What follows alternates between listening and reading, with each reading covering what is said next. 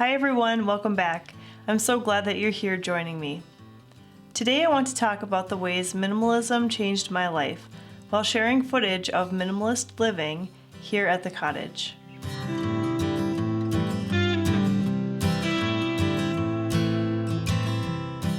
At the end of May, I passed the 7-year mark of the day that shifted my life perspective. Not everyone has such a clear memory of when minimalism entered their thoughts, but that day is etched in my mind. We were in the final stages of the adoption process for our first daughter and holding a garage sale to raise funds. Standing in front of our garage and our neighbor's garage, filled to the brim with the excess that ourselves, our friends, and our family didn't need or want anymore, and knowing that these things were going to cover the cost to bring an orphan child into a family. It was an overwhelming experience.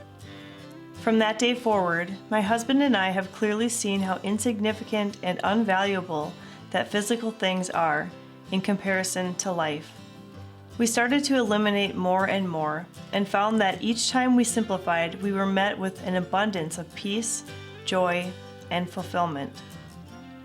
As we have continued this lifestyle, I've come to realize some important lessons that have been learned along the way. Today I want to talk about the ways minimalism changed my life and lessons I've learned along the way, while sharing footage of minimalist living here at the cottage. Minimalism is a highly personal journey.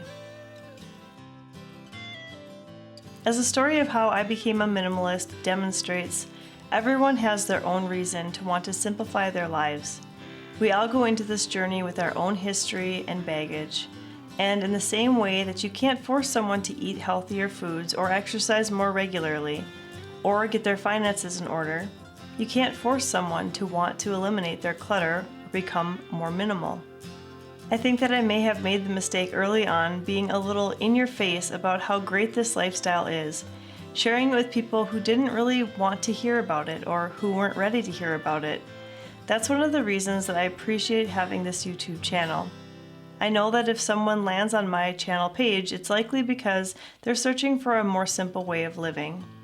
They have the desire already, and my videos can help to guide them in a positive direction that they already want to go. My advice or encouragement for someone who is frustrated with the clutter of someone they live with or someone that they love and care for is to simply lead by example. Wait for them to ask questions or comment on your way of life. That will be much more beneficial than telling them that they have too much or insisting that they declutter. That approach will only lead to resentment. Just remember that your journey is yours alone. The decluttering process takes a long time and it's never fully done. The beginning of most minimalism journeys start with a pretty intense decluttering process, lots of decisions, and a lot of time and effort. It would be great if it could be done once and then never again, but unless you completely stop all consuming and your life never changes, there will always be things to declutter.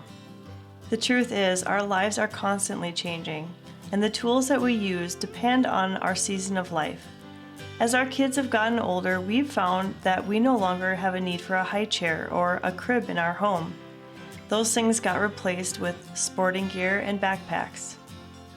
Likewise, the things that we value can change as well. There have been items that at the beginning of my minimalism journey, I swore I would never part with, that I eventually decided to let go of. When I was ready to eliminate them, the decision was easy. Don't be afraid to say goodbye to the items that aren't serving you anymore and replace them with the things that will. I think it's important to always have a donation box ready to fill as things are found to no longer be necessary. In addition to that, I also recommend a good seasonal decluttering where items can be evaluated more thoroughly and thoughtfully. Those decluttering sessions are when I pull out all the drawers and dig in the backs of the cabinets and closets just to make sure that everything is still serving a purpose in my home. And before I move from this point, I want to be sure to say that there is no set number about how much to keep or what to keep. You shouldn't feel bad about keeping something that you love or use. I get comments all the time from people who say that they are working on simplifying their lives and could be a minimalist, except they have a comic book collection or they love to have a lot of crafting supplies available. Make no apologies. Let me assure you that as long as you are being intentional, you can make up your own rules about what is right for you to keep. My brain functions better in a highly simplified environment. I'm the type of person who can be overwhelmed easily. Too much chaos and too many choices leads me to feel scattered and out of control. I remember back to the days when I was in high school and even college to some degree, back when I didn't have a lot of responsibilities. I could do many of the things that I wanted to do. I felt like I was in control of my own time. I'd spend hours lost in artwork in my little studio space. Somewhere on the path to adulthood, that feeling of being free was lost. My time was overrun with everything that needed to get done and trying to organize life just to stay afloat. There was no more art. It was like I just didn't have the mental capacity to do anything other than just the basics of life. It was a pleasant surprise to me, as our home environment became more simplified, that my thoughts became more clear. Tasks didn't seem as daunting and could be done with greater ease and in less time. The creativity began to return. The quiet and peace that I feel in my home is unmatched.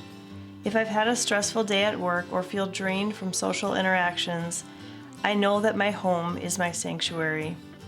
When I enter in, I sometimes can literally feel the fuzziness of my brain slow down and a sense of calm take over my body. A peaceful and well-run home is one of the benefits of minimalism. The mundane chores will always be there. The dishes, folding the laundry, making the bed. But these tasks don't feel like a burden to me anymore. They are part of a process that allows our home to run well in a peaceful way. I'll be honest, I've always liked homemaking, but I enjoy it even more now that I recognize the flow to my days. Nothing I do feels in vain or like drudgery. I'm not doing the chores for the sake of just getting them done. I'm doing them as a service to my family. This makes each task feel more meaningful and purposeful to me. I've done an entire video about the joy of homemaking and why I think it is important work. I'll have it linked down in the description box for you to check out if you'd like. The idea of minimalism is so much more than a clean and tidy space. The first thing that most people think about when they hear the word minimalism is the aesthetics of it. A picked up room, perhaps with white or neutral colored walls. But the idea of minimalist living is about so much more than how it looks. The focus isn't so much on getting rid of what you don't need, though that is a part of it, especially in the beginning. It's about elevating the things that you value.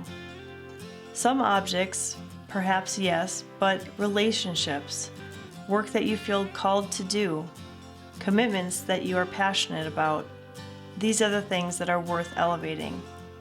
Removing the clutter and putting into practice certain habits to help maintain the balance, I found myself with a level of connection to life that I had not experienced before. I'm much more present as a wife and a mother. And even the little aspects of life are appreciated more. And I think that's because I have the space and capacity now to even recognize them. The way the rain smells, the way a bumblebee flies, the way the dirt feels between my fingers when I work in the garden. Life really is beautiful. Minimalism doesn't define a person. I'm at the point now on my simplifying journey where I do call myself a minimalist, but that isn't a label that says everything about me. In the same way that I feel it is easier for me to appreciate the belongings that I do have, now that I have eliminated the excess, I'm hoping that other people can more easily see me as the individual I am, now that I'm not burdened down. I can't force anyone to see me in any particular way, but because of this minimalistic lifestyle, I know that I am offering the world my authentic self.